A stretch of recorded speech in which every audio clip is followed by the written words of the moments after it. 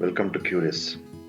Bengaluru was once known as the Garden City of India, pensioners' paradise due to its numerous public parks and lush greenery. However, in late 20th century, the city began to transform into a hub for technology and innovation, earning it the nickname Silicon Valley of India. It all started in late 1800s with J.R.D. Tata. Apart from business, Jamshedji had dream of establishing top quality science institute to serve India's youth. For this, he started looking for land across India.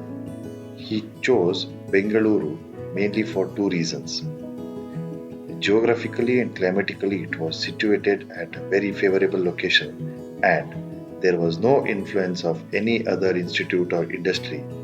The then Maharaja of Mysuru, Nalvadi Krishnaraj Wadeyar, happily gave away 372 acres of land within Bangalore city. Finally, in 1909, Indian Institute of Science or IISc was established. Many people flocked to the city in pursuit of science and it became one of the prestigious institutes in the country and many famous personalities graduated from this institute. This created spillover effect which led to growth of research groups, publisher groups. Many technical colleges were also established, due to which from 1940s to 1960s Bengaluru became education hub especially for science. Also, with the efforts of Divans of Mysore like Sir M. Vishweshwaraya, Sheshadri Iyer, many industries like HAL, ceramic factory, glass factory were established in Bangalore. By 1960s, government wanted to push our defense and space sector in India. Government of India started looking for suitable places, keeping three criteria in mind. One is the climate, second, the geostrategic location, so that in case of war, space and defense establishments should be at a safer distance from seaports and harbor. Third, educational and highly qualified workforce. Bengaluru satisfied all the above criteria and thus came DRDO and ISRO to our beloved city. With these industries, it led to establishment of many different industries in electronics and electrical sector. At this point of time came Mr. R.K. Baliga, who first served as chief engineer in BEL and then became chairman of Karnataka State Electronics Development Corporation. He laid out a plan for establishment of electronic city within Bangalore in mid 1970s. After several attempts, he got 322 acres land and a permission to work on electronicity project. Meanwhile, in 1985, Rajiv Gandhi, still in first year of his prime ministership, laid the foundation of digital India and brought computers to India. In the same year, Texas Instruments set up its first base in Sona Towers, Bengaluru on Millers Road.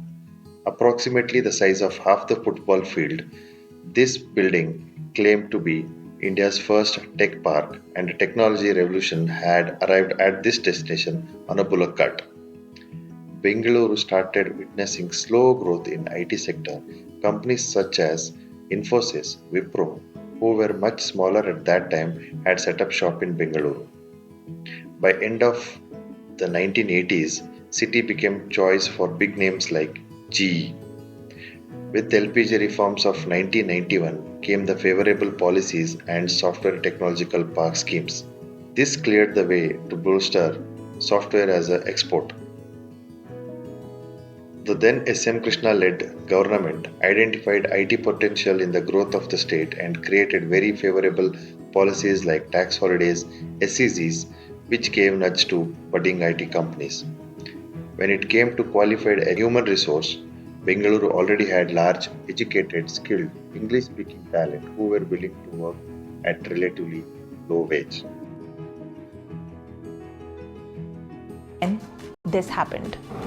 The clock rolled over to 00, but the century didn't change. The bug will cause a lot of people a lot of trouble. Stuff's gonna explode.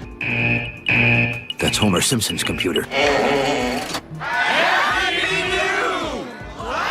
Then came the Y2 crisis. Until 1990s, many computer programs, especially those written in the early days of computers, were designed to abbreviate last 4-digit years as 2-digit in order to save memory space. These computers could recognize 98 as 1998 but would be unable to recognize 00 as 2000, perhaps interpreting it as to mean 1900. Many feared that when the clock struck midnight on January 1st, 2000, many affected computers would be using an incorrect date and thus fail to operate properly unless the computer software was repaired or replaced before that date.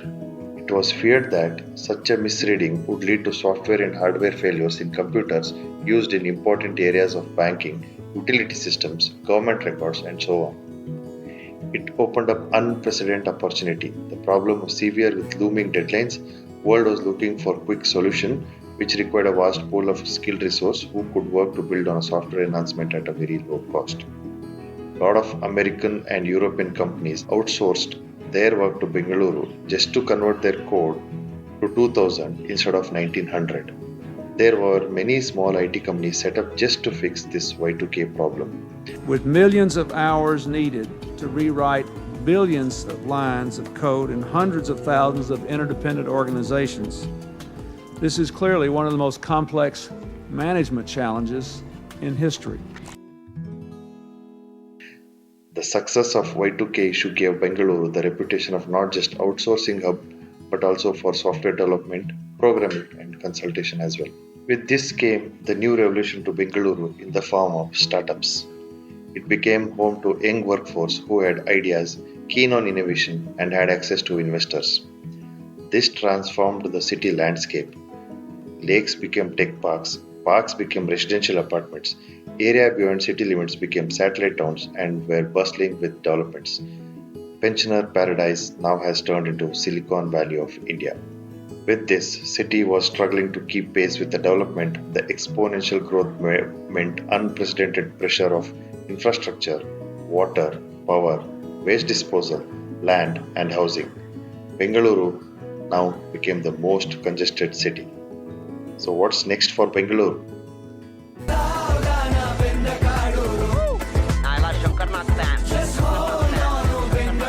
If we combine all the technical brains together that are creating products for the world, we know that we will all pull together, work together, collaborate together to create much better Bengaluru. What do you think the best solution to save our city? Please do let us know your thoughts in the comment section. Thank you.